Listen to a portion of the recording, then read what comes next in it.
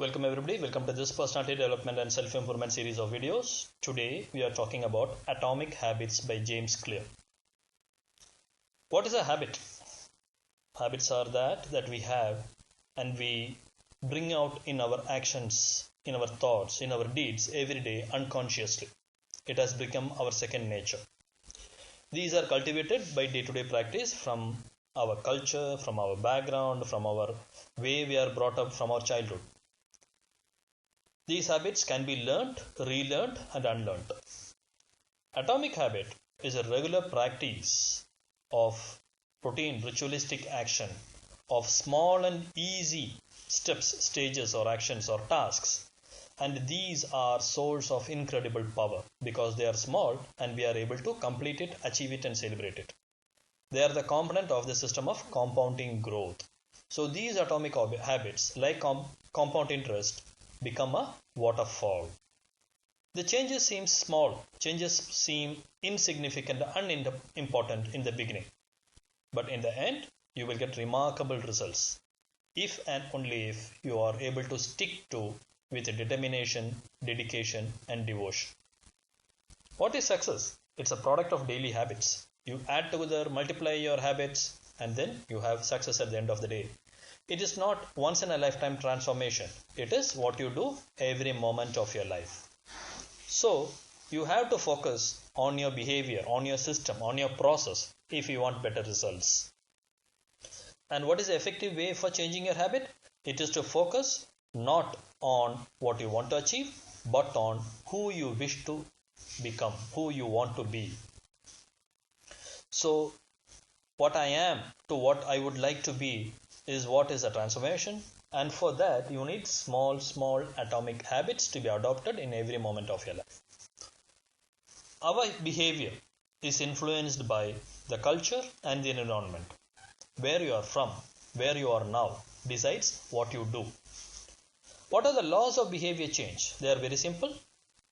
You have to make it obvious. You have to make what behavior you want. You have to make it attractive. For yourself and for others, this behavior should be rewarding. You should make it easy. You cannot have climbing Mount Everest every day as your habit. It's a difficult thing. And then it has to be satisfying. There has to be happiness, joy, comfort after you do a small task that takes you closer to your regular habit. So we should be concerned with our direction so that we get the results that we expect. The goals are about the results you want to achieve. But system is not about the results, but the process that helps you achieve these results. If you repeatedly do something, you become that. You are your habit. You are what you do every moment of your life. So if you try to become 1% better every day, over a period of time, you will become far better than what you were. And at the end of the day, you will become what you wanted to be. Because just like success and life is a product of your habits, time magnifies and multiplies whatever you do, whatever you feed, and then takes you to either a great level of success or, if the habits and direction and process is not good, to the greatest failure that you can ever be. So we have to follow the curve of the tiny gains, the tiny successes, the small insignificant progress that you make, and then see what your daily choices add up to. And then decide upon the trajectory, the direction, the area where you want to focus on. Breakthrough moments are often the result of previous actions. So nobody gets anything great. No scientific invention happens in a moment. It all is a hard work. It is built up by the potential required for that action, by the hard work, by the people behind. Only then you can unleash great changes. True long-term thinking is a goalless thinking. It should not be really long-term. It should be short-term. This moment, what you want to do, what goal you want to achieve, how your task want to end up in the result that you want. What is the accomplishment that you want at this particular task or activity or moment. And then this cycle of endless successes, this cycle of refinement, improvement, betterment, this cycle of continuous activity focused on the result is what will take you to your goal. You need the process, you need the systems right. It is your commitment that will determine your progress. So be devoted to the cause of having proper habits every moment of your life. Habits can work wonders. It can also work against you. So understanding the details is very essential. Small changes appear to make no difference until they gain critical mass. Atomic habits are little habits that are part of a larger system. They are the building blocks. They are the molecules. They are the ones that brings the remarkable result. You do not rise to the level of your goals. You rise to the level of your systems. And what is your system or the process? Nothing but what habits you have and how you bring them about in daily life. Changing our habit is challenging because we try to change the wrong thing. We should not be changing the habit. We should be changing the system. And then we try our habits in the wrong way. We should be looking at what actions bring what results and whether these actions are taking you to the result that you want. Only then you will have a changed behavior and changed result and changed direction that will take you to your goal. There are 3 layers to behavioral change. Change in the outcome, that's a result of your action. Change in the process, the way how you practice your activities or events. And then change your identity, how you want to get things done. So who you want to be from who you really are right now. Outcomes are about what you get, but processes are about how you do what you do. So how you do what you do matters more. Still more than that, identity is about what you believe, what you want to become, what you want to be. So the habits, the identity and the outcomes together give you the result. The outcome based habits, the focus is on what you want to achieve. With identity based habits, the focus on who you wish to become. Is that the type of person you want to be? Prove it to yourself with small wins. Focus not on what you want to achieve, but on who you want to become. Every action is a support to the type of person you are going to become. Continuously edit your beliefs. Continuously change your understanding and opinions. Upgrade and expand your identity to be the you want to be. Be the you want to be by changing your habits. Habits change your beliefs about yourself. Habits change everything about yourself. Habit can be broken down into a feedback loop that involves 4 steps: the cue, the craving, the response and reward. Because habit is a behavior. And if you repeat enough number of times, it will become automatic and second nature. And then the purpose of the habit is to solve the problem of life with as little energy and effort as possible. Because if it becomes habit, you don't have to think, you don't have to decide, you don't have to act. Because of the thinking and looking at the options and exercising the best alternative solution, it is consuming your resources. If it becomes habit, you save these resources. Once our habits become automatic, we stop paying attention to what we are doing. We just do it. We can pick up the cues, go for the craving, get the right response and go for the reward and claim it. So what we should do for behavior change also? We should look at making it obvious, making it attractive, making it easy and making it satisfying. Every one of us need to be aware of our habits before we can change them. We need to know what is and what should be. Pointing and calling raises your level of awareness. It's a non-conscious or subconscious habit to make it conscious by verbalizing your actions and then make it a permanent habit so that unconsciously you are able to do it. People think they lack motivation. No, it's not that they lack motivation. What they lack is clarity. Clarity on their goals, clarity on what is the process that they right now follow, and clarity on how the present actions do not take them to the right outcome expected. Obtaining a new habit, learning a new habit, getting a new habit, developing a new habit creates a spiral. It leads to additional new habits, what we call as a placebo or a snowball. So stack your new behavior on the top of a current acceptable behavior and then stack another new behavior and then you have a tower of new, good, acceptable, reliable behaviors. The implementation formula, what we call is behavior at a particular time in location after current habit, I will new habit. What does it mean? I will floss my teeth every morning in the washroom after I brush my teeth. So the behavior is brushing your teeth, you wanted to floss your teeth. So you should say when and how you will do. You cannot say I will have milk for breakfast because milk for breakfast is at your dining table and brushing your teeth is in your restroom. So the time and the location is important. What you do in the morning, you cannot tag it to an evening. So when you stack your habits, you already have brushing your teeth as a good habit. On the top of it, add a new habit called flossing your teeth. So the time, the location, and the behavior should be existing on the top of which you will add a new habit to stack it up. Every habit is initiated by a cue. We are more likely to notice cues that stand out. Make cues of good habits obvious. Gradually, your habits will become associated with not a single trigger, but the entire context surrounding the behavior. So what happens is, even if you don't brush your teeth, every time you enter the restroom, you will remember or you will have flossing as your habit. Whether it is morning or evening, even if you practice in the morning as a time. So this is what it is. The entire context will make it as a cue, not just after brushing your teeth types. Why? Because the brain is wired in such a fashion. What you do as a set of things, the whole set is considered as a clue to do one another after each other. People with high self-control tend to spend less time in tempting to get your situation right to do a habit. It is easier to avoid temptation than to resist. So don't get yourself tempted to that takes you to bad habits. Avoid the temptations instead of resisting. Reduce the exposure to the cues that causes bad habit. In what situation do you smoke? In what situation do you drink? How you want to avoid that?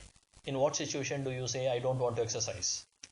Try to avoid such situations instead of controlling the situation. Make it attractive or make it the opportunity meaningful and interesting. Why you should be doing exercise? Why you should be going to gym?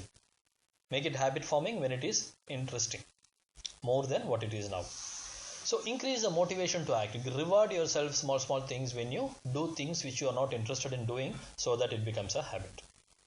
It is anticipation of the reward that makes you do things than the reward themselves. We tend to adopt habits that are praised and approved and respected. From the childhood, this is how our culture has been. The culture we live in also determines which behaviors are attractive. What you do in Japan cannot be done in China. What you do in China is not acceptable in Europe. So where you live, how you live also determines. That is why we said the environment and culture has an influence on your habit. So what is praised, what is approved, what is respected will get repeated. We tend to imitate the habits of the certain social groups. What is we call as heroes in our mind. The close family and friends. If they are smoking, we will also be smokers. The tribe. If our gang is going to gym, we will also go. And then the powerful, the people with status and prestige. If our political leader, if our film actor, whom we consider as an idol, if they are going to park regularly for exercise or a morning walk, we will also follow that. We imitate the social group. So what we should do? We should join the culture. We should join where the desired behavior is a normal behavior. We join the people who go to practice music. We should join the people who go to gym regularly. We should join the group that regularly likes park walks. So if they have already something in common, and if you have something in common, when you join, you will try to learn other new habits that they have which you may not have. It may be reading, it may be knitting, it can be anything. The normal behavior of the tribe is often having capacity to overpower your lethargy, your habits, and then you become more like a tribe irrespective of who you were earlier. We would better be wrong with the crowd than right ourselves. We would be wrong with the crowd than right ourselves. That is why sometimes even if you are a non-smoker, if all your friends are smokers, you become a smoker. Though you know it may be wrong, you will still do it because you would like to be right in the crowd. Every behavior has a surface level craving and a deeper level underlying motive. Look for the craving, but more importantly, look for the motive. Highlight the benefits of avoiding a bad habit to make it seem unattractive by associating them with negative feelings, by touching the motive. The most effective form of learning a practice is not planning, but actually doing. Focus on taking action. Focus on being in motion. Look at the activity. Slowly, steadily, keep moving till as you progress, it becomes your good habit by repetition, by automation. Human behavior follows the law of least effort. Everybody doesn't want to get out of the bed. Nobody wants to brush your teeth. Nobody wants to go to gym. Nobody wants to go to park for a walk. Everybody wants to just lie down. Every now and then have some food. Preferably junk food because it is more tasty and easy to have and readily available. Human behavior follows the law of least effort. Make doing the right thing easy. Reward doing the right thing. Reduce the friction in doing the right thing. Be it the motive, be it the feeling, be it the craving, encourage doing the right thing. Prime your environment to make future right actions easier so that you catch good habits. Every day there are a handful of moments that deliver an outsized impact, the decisive moments. In those decisive moments, if you have good habit, you get very good result, and if you have a bad habit, you get very bad results. Because these are decisive. The outcome, the impact is very massive. When you start a new habit, it should take less than a couple of minutes to learn it, to standardize it. But when you standardize, when you optimize, when you improve, when you bring in improvements, when you make it better, and then when you make it ritualized, the more you ritualize in the beginning of the process, the more likely it becomes that you slip into that state of deep focus. Rituals you do more religiously than anything else. Habit must be established before it can be improved. Habits must be completed in a few seconds to continue the impact your behavior for a few minutes or hours after. The flossing your teeth is going to take a few seconds, at best a 60 seconds, but it will have your impact on the way you are all through the day. The decisive moments either send you in the direction of a productive way or towards the failure, the nadir or the zenith you will go based on your habits. So what locks in better behavior is what decides your future environment, future commitment. Carefully make one-time choices that deliver increasing returns over time. So sustainable improvement should be possible. Automate the habits that guarantee the right behavior. We repeat the behavior where we have a satisfying experience. So ensure the experience is good enough. We prioritize those things where rewards are immediately available, and if rewards are delayed, we don't like in doing those things. What is immediately rewarded is repeated. To make a habit stick, you need to feel immediately successful. That is why it has to be cut down into atomic size, very small. And then when you learn that small habit of maybe flossing, it's a overall big thing of better hygiene, better health. But one small thing of flossing, when you learn, when you're successful, when you're able to do it on a regular basis, when it becomes an unconscious and ready and automatic habit, you feel immediate success. Because it is such a small thing, it gives success immediately, within seconds. When you measure the target, it becomes better to know what to do and what not to do. So what you measure, how you measure matters a lot. And if the feelings and experience is satisfying, and if you are able to measure it, you will make greater progress. Especially don't break the chain. Try to keep your habit streak alive. That is, if for some reason you are not able to go to gym today, it's okay. But then ensure that you don't fail the second day, third day, fourth day, then it becomes a continuous failure. You get back to track as soon as possible. We are less likely to repeat a bad habit if it is painful or unsatisfying. So if you want to quit smoking, you should find a way to make it painful to continue the habit, to make it unsatisfying to continue the habit. Then it will be easy for you to drop the habit. Accountability partner is necessary. Make people alert you, tell you that your habit that you want to stop, you have not yet stopped. You are continuing your bad habit. Social cost to behavior. If people shun you, if people don't come to you, people start keeping away from you, definitely you will learn what is wrong and what is right and what to do. So violating your promise is actually shame in public life and pain in your mind. Choose the right field of competition. The odds of success is more. Don't compete with others in each and everything by trying to adopt their habits and try to become them. Its ability to keep going when work is not exciting is what that makes the difference. That is what will take you to the peaks of success. But then choose your battles, choose your wars wisely. Progress on the right track. Pick the wrong habit and life is a struggle. If you pick a right habit, it is a pleasure. Genes provide a powerful advantage in each one of us. They have favorable circumstances. Not everyone can be a great footballer or great in athletic or field events. Unlike genes, habits can be relearned. Because every one of us can learn the habit, the right habit. Every one of us can unlearn the wrong habit. Our habits become a routine if we do repeatedly, and it will become automatic. They become less interesting and less satisfying. So we need to learn something new to stack it on the top of an existing habit to continue to make it interesting.